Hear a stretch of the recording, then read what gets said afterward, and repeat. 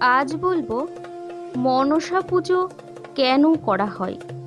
ভারতবর্ষে সর্পপুজো একটি প্রাচীন অনুষ্ঠান।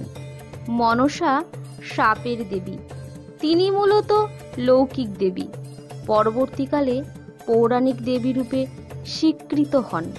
শ্রাবণ মাসের শেষের দিকে হিন্দু ধর্মাবলম্বীদের প্রতিটি ঘরে ঘরে মনসা দেবীর পুজো অনুষ্ঠিত হয়। অনেকের মতে সাপের কামড় থেকে রক্ষা পেতে মাটির সরাই দুধ কলা দিয়ে দেবী মনসাকে পুজো করা হয়। সারাদিন উপবাস করে পুজো শেষে সাবু দুধ কলা দিয়ে মনসার পুজো সম্পন্ন করে তবেই উপবাস ভাঙেন মহিলারা। সমাজে এই পুজো প্রচলিত হওয়ার জন্য রয়েছে প্রচলিত পুরাণ কাহিনী। পুরাণ অনুসারে মনসা হলেন শিবের স্বীকৃত কন্যা ও জারুৎকার পত্নী।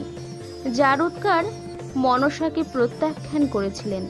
মনসার মা চণ্ডী তাকে ঘৃণা করতেন, কিন্তু পরবর্তীতে মাতা চণ্ডী মনসাকে নিজের মেয়ের স্বীকৃতি দিয়েছিলেন।